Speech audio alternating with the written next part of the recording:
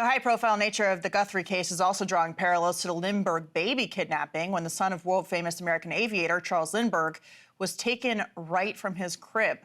Joining us now to dig into all of it, Scott Curtis, former FBI agent, and Robert Zorn, author of Cemetery John, the undiscovered mastermind of the Lindbergh kidnapping. Thank you both very much for being here tonight.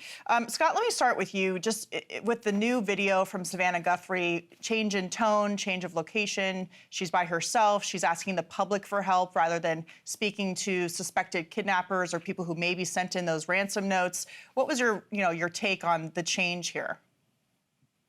I think it signals that law enforcement, the FBI in particular here, has probably made the decision to start over from scratch.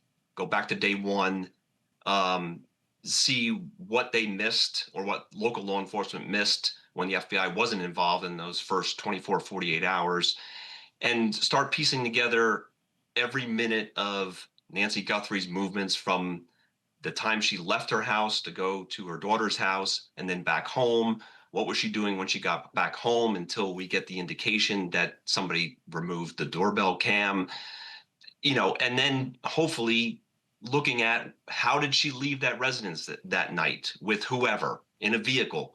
What was the most common route out of that neighborhood there, and hopefully trace and try to identify this vehicle that was used to transport her out. That would be a common starting point and the best way to identify these perpetrators.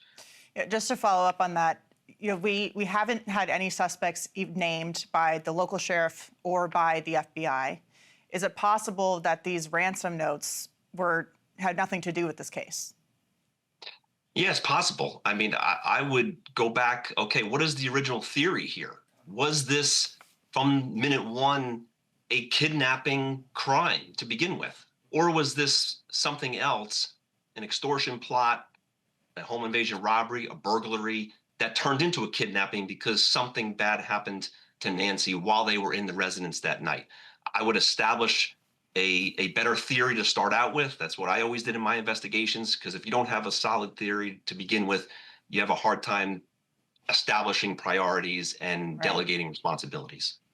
Robert, we've been glued to the story for all of the obvious reasons. You've written a book on the Lindbergh kidnapping. That was one of the biggest stories in the country at the time. What immediate parallels do you see between this case and that one? Well, first of all, the victimology, when you look at why this victim was selected, you have very high profile target. In the case of the Lindbergh kidnapping, you have the most famous man in the world and his 20-month-old baby taken. Here in the Guthrie case, you have a very famous and very beloved TV star, celebrity, whose mother is taken. Both are extremely high profile cases, very high risk. This is an audacious crime. And this is a once in a lifetime. Both of these are a once in a lifetime crime. You don't do something like this 3 months from now with another person. This is a once in a lifetime deal. And this also required intense planning in both cases, intense planning. Another thing that I would say is that the Lindberghs thought that by living on a 389-acre estate out in the rural central New Jersey, that they were safe. Lindbergh was great with rifles and guns. He thought he was safe, but they were actually more vulnerable there. Nancy, I understand, felt very safe in her neighborhood. It seemed like a very safe neighborhood, but she was obviously very vulnerable there. Yeah, it's terrible. Also, another thing I see is very, very important is that I see both sadistic nature, very cruelty, and a very calculating nature in both cases. And there's another thing that's quite interesting about this. Things aren't always what they seem. Yeah. History has gotten the Lindbergh kidnapping completely wrong. For years, for the last 94 years, we've been led to believe that this was a kidnapping that had gone bad. The guy's going down a ladder, and the ladder breaks. He drops the baby to his death, and then there's a mad scramble. This was not. This was a planned murder on the part of a man named John Knoll, who was my dad's neighbor. As part of his game, he was embedding clues in my then teenage father. And, Wow. if you've ever seen the TV show Monk, it's one of my favorites. My friend Randy Zisk is the executive producer.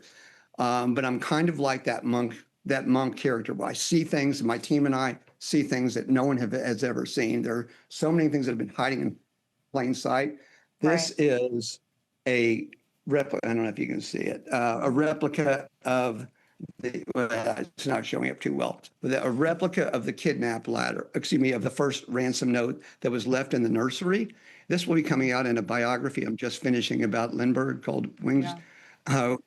But we have very little information about what actually happened in the Nancy case, but as you're explaining, there are so many parallels to this already, despite not having named suspects. And as our previous guest just said, it seems like the FBI may be just starting over from scratch based on what Savannah Guthrie said in that latest video. But Scott, I want to ask you about this because you heard that soundbite from Jack Carr. Do you agree that we make it very easy for criminals who are watching by putting information about our personal lives online, not thinking about what we're showing, maybe thinking it doesn't matter, that people aren't going to think about where we are, what our state of mind is, if we're vulnerable.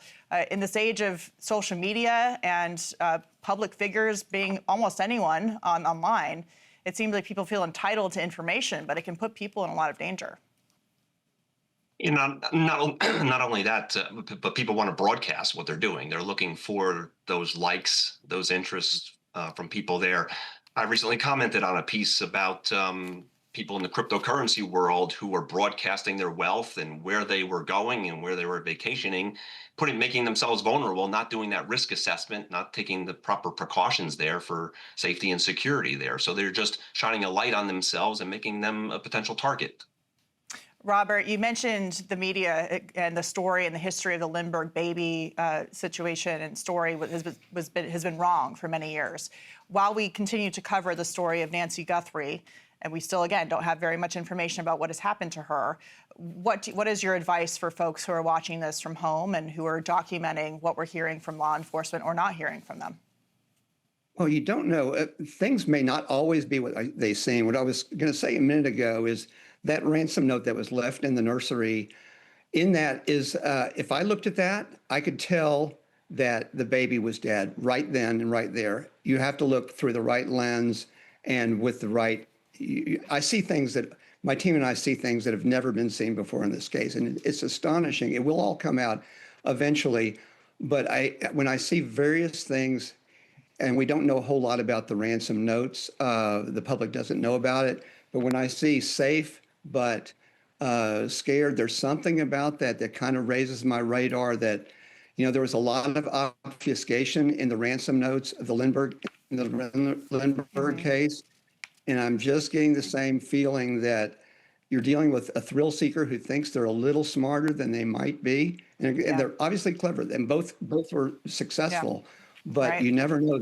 People might see something. Well, that's why they're asking for tips and help, because right now it seems like they don't have a whole lot, given what Savannah just released a couple of hours ago. Scott Curtis and Robert Zorn, thank you so much for your expertise tonight. Thank you. Thank you, Katie. Thank you.